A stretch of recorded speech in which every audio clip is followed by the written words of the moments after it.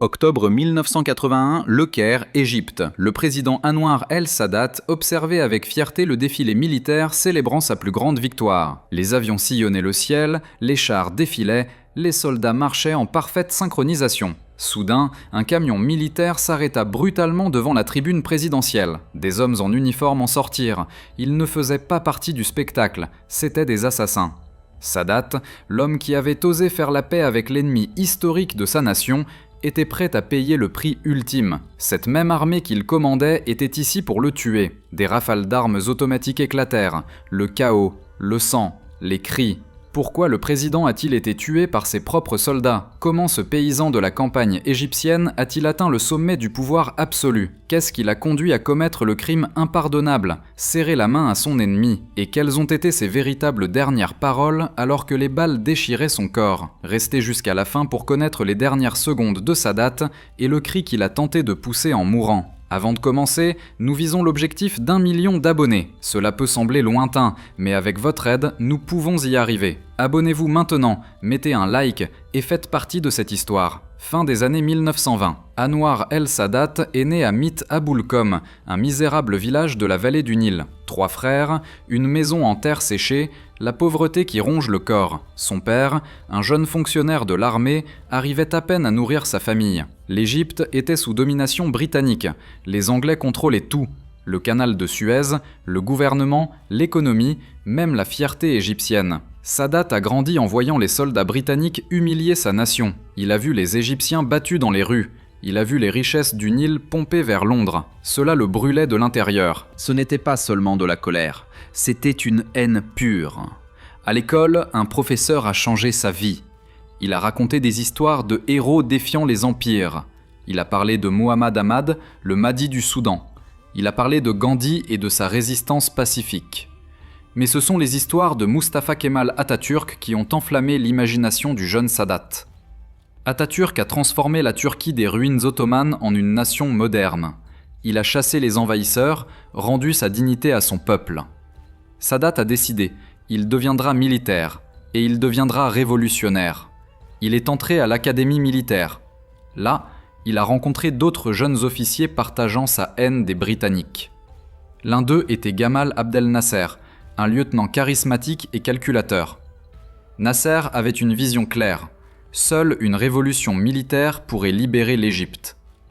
Ils ont créé une association secrète, les officiers libres. Mais Sadat ne pouvait pas attendre.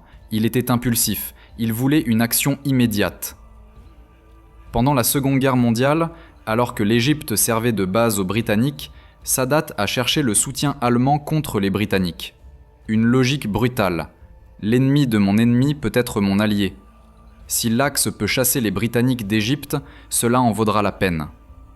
Le renseignement britannique a découvert cela. Sadat a été arrêté. 2 ans de prison, des conditions humiliantes, des interrogatoires brutaux. Mais il ne s'est pas brisé. Il est sorti encore plus radical, encore plus déterminé. D'un héros de la résistance à un terroriste recherché. La guerre est terminée, Sadat est libéré. Mais l'Égypte reste sous contrôle britannique. Pire encore, la monarchie égyptienne dirigée par le roi Farouk est corrompue et sert les Anglais. Sadat est retourné au complot. Cette fois, il est allé plus loin. Il a participé à l'assassinat d'Amin Osman Pacha, un homme politique égyptien considéré comme un collaborateur britannique. Arrêté à nouveau, 2 autres années derrière les barreaux. Comment un prisonnier politique, condamné pour complot et meurtre, est-il devenu président de l'Égypte? Juillet 1952, une nuit brûlante au Caire. Les chars ont roulé dans les rues, mais ce n'étaient pas des chars britanniques, c'étaient des chars égyptiens, sous le commandement de Nasser et des officiers libres. Le coup d'état militaire dont Sadat avait rêvé pendant des années était en train de se produire. Il était là, au cœur de l'action. Le roi Farouk a été renversé sans résistance. Le roi, déjà impopulaire, a fui sur son yacht de luxe. La monarchie a pris fin. L'Égypte appartient enfin aux Égyptiens. Mais qui va diriger? Nasser était le véritable leader, mais il fallait une façade. Ils ont nommé le général Muhammad Naguib président nominal. Sadat est resté dans l'ombre. Il a aidé à consolider le nouveau régime, rédiger des journaux, gérer la propagande et rester loyal envers Nasser, toujours loyal. Nasser s'est lassé du spectacle, a écarté Naguib, a pris le pouvoir directement, est devenu le leader incontesté de l'Égypte et bientôt une icône du nationalisme arabe. Sadat est resté dans l'ombre, fidèle, patient, attendant son tour. Nasser a nationalisé le canal de Suez, défiant les Britanniques et les Français. Il a été attaqué par Israël, la France et le Royaume-Uni, mais il a tenu bon. Politiquement, il a gagné. Il est devenu un héros du monde arabe. Sadat a toujours été à ses côtés, vice-président, conseiller, ami. Mais être le deuxième homme après Nasser signifiait vivre dans la pénombre. Nasser était le soleil. Sadat n'était qu'une faible étoile à l'arrière-plan. Puis vint le désastre, 1967. En 6 jours, Israël détruit les forces arabes et occupe le Sinaï, Gaza, le Golan et Jérusalem-Est. Les forces aériennes égyptiennes sont détruites au sol avant même de pouvoir décoller. Nasser propose de démissionner. Le peuple égyptien sort dans les rues, le suppliant de rester. Il reste, mais le pays saigne de l'intérieur. Sadat reste loyal et discret. L'humiliation exige une réponse. Septembre 1970, Nasser meurt d'une crise cardiaque, il n'avait que 52 ans. L'Égypte pleure, des millions de personnes assistent à ses funérailles. Sadat, le modeste vice-président, assume la présidence. Beaucoup pensent que ce sera temporaire, une marionnette. Bientôt, les véritables détenteurs du pouvoir l'écarteront. Ils se trompent. Sadat hérite d'une Égypte humiliée et occupée.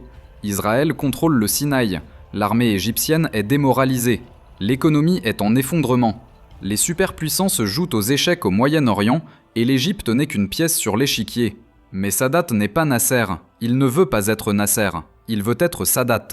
Le premier mouvement. Il élimine ses rivaux. Les alliés de Nasser, qui prévoyaient de le renverser, sont arrêtés dans une action rapide et brutale appelée la révolution correctrice. Sadat consolide son pouvoir. Il commande désormais réellement. Deuxième mouvement. Il expulse environ 20 000 conseillers militaires soviétiques d'Égypte. Il choque Moscou. Il choque Washington. Tous sous-estiment Sadat. Ils pensent qu'il est faible. Ils pensent qu'il a besoin des soviétiques. Il montre qu'il n'en a pas besoin. Troisième mouvement. Il planifie l'impossible. Une guerre contre Israël. Mais pas une guerre pour détruire Israël. C'est impossible. Une guerre limitée. Pour récupérer le Sinaï. Pour restaurer l'honneur des soldats égyptiens. Pour forcer la diplomatie. Sadat sait qu'il ne peut pas vaincre Israël militairement, mais il peut gagner stratégiquement. Il crée une alliance secrète avec la Syrie de Hafez al-Assad. Il prévoit d'attaquer Israël simultanément sur 2 fronts, l'Égypte par le Sinaï, la Syrie par le Golan. L'effet de surprise sera décisif. Ils choisissent la date, Yom Kippour, le jour de l'expiation, la plus sainte fête du judaïsme. Israël sera impréparé. Octobre 1973, au début du jour, 2000 canons égyptiens ouvrent le feu simultanément. Le plus grand bombardement d'artillerie depuis la Seconde Guerre mondiale. La ligne Bar-Lev, la ligne de fortification israélienne sur le Sinaï, est détruite. Les unités spéciales égyptiennes traversent le canal de Suez sur des pontons. Ils utilisent des jets d'eau à haute pression pour détruire les murs de sable construits par Israël. En quelques heures, des milliers de soldats égyptiens se trouvent de l'autre côté. Les drapeaux égyptiens flottent sur le Sinaï. Israël est surpris, complètement. Ses troupes sont dispersées, les chars en révision, les soldats célébrant Yom Kippour à la maison. Chaos total. Au nord, la Syrie attaque simultanément le Golan. Israël combat sur 2 fronts. Pour la première fois depuis sa création, Israël est vraiment menacé. Dans les premiers jours, l'Égypte avance. Les chars israéliens tombent dans des embuscades. Les missiles anti-chars égyptiens, fournis par l'Union soviétique, détruisent des centaines de véhicules blindés. L'aviation israélienne, dont tous avaient peur, perd des dizaines d'avions face aux missiles anti-aériens égyptiens. L'impossible se produit. Mais Sadat commet une erreur. Sous la pression de la Syrie, il ordonne à ses chars d'avancer au-delà de la zone de couverture des missiles anti-aériens. Sans protection aérienne, les chars égyptiens sont détruits par l'aviation israélienne. Israël contre-attaque. Il traverse le canal. Il encercle la 3e armée égyptienne. La guerre, qui avait si bien commencé pour l'Égypte, s'inverse. L'ONU négocie un cessez-le-feu. La guerre se termine. Techniquement, Israël a gagné sur le champ de bataille, mais stratégiquement, c'est Sadat qui gagne. Il a montré que l'armée égyptienne pouvait se battre, traverser le canal, forcer Israël à saigner. Le déshonneur de l'année 1967 a été en partie effacé, la fierté arabe a été restaurée, Sadat devient un héros national, mais ne veut plus de guerre, il veut la paix et est prêt à faire l'impossible pour y parvenir. Pourquoi un dirigeant arabe penserait-il à la paix avec Israël ? Comment convaincre sa nation que serrer la main à un ennemi n'est pas une trahison?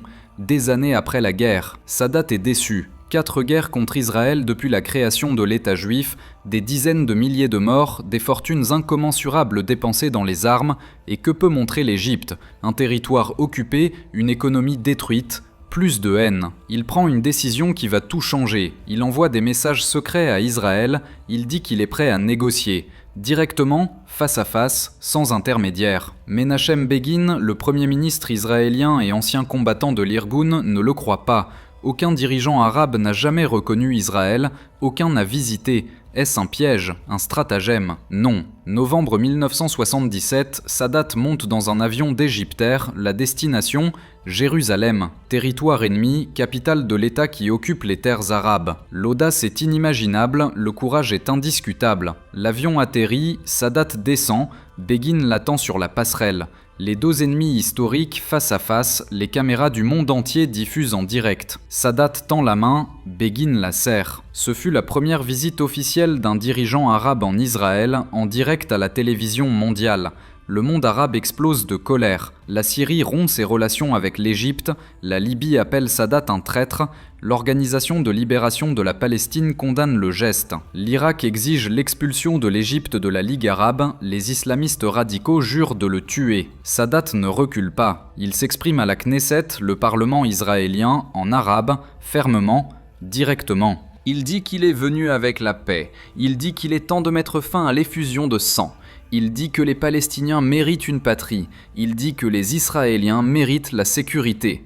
Begin écoute. Il n'est pas d'accord sur tout, mais il écoute. Il était un héros de guerre et un traître de la paix. Jimmy Carter, le président américain, agit comme intermédiaire dans les négociations secrètes entre Sadat et Begin. 13 jours enfermés dans des cabanes dans les montagnes du Maryland, des discussions épuisantes, des cris, des impasses, Carter est presque sur le point d'abandonner. Mais le dernier jour, un miracle. Un accord, les accords de Camp David.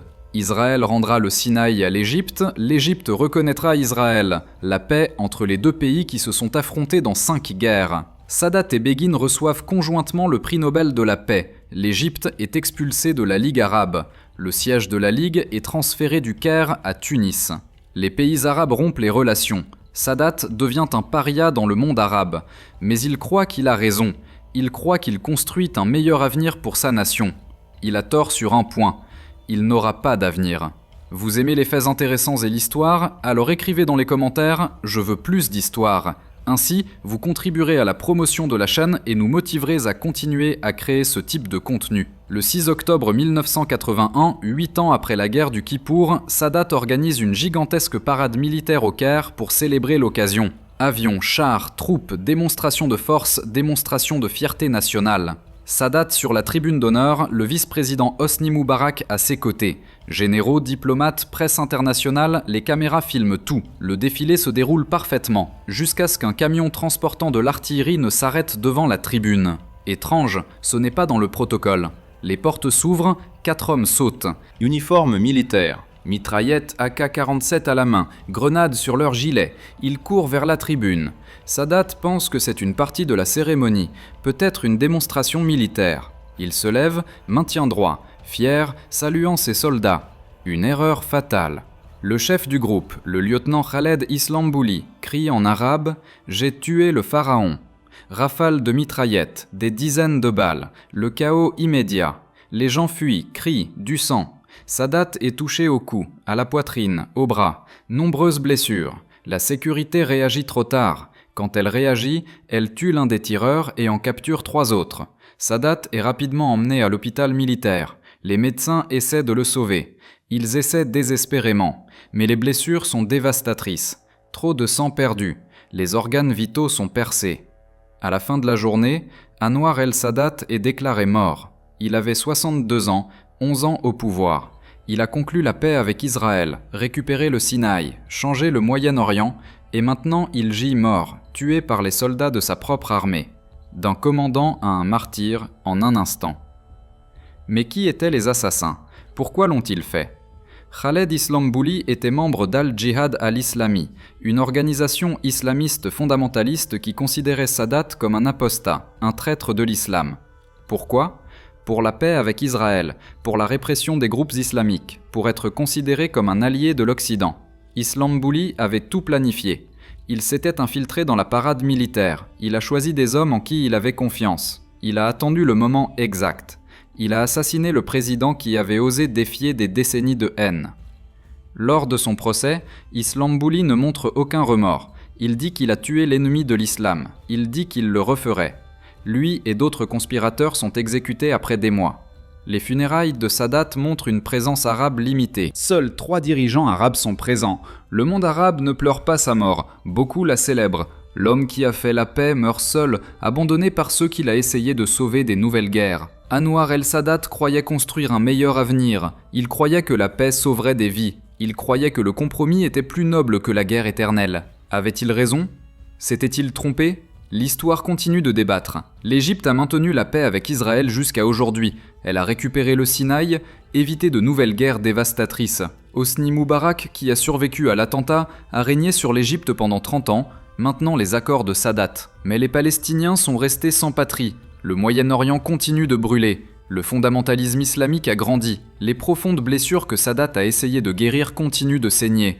Khaled Islambouli est devenu un martyr pour les groupes radicaux. Des rues portent son nom en Iran. Sa photo est devenue le symbole de la résistance contre les dirigeants considérés comme des traîtres de l'islam. Sadat est mort parce qu'il a défié les dogmes, parce qu'il a refusé de répéter les erreurs du passé, parce qu'il a essayé quelque chose de nouveau dans une région qui vit dans l'esclavage des cycles de vengeance.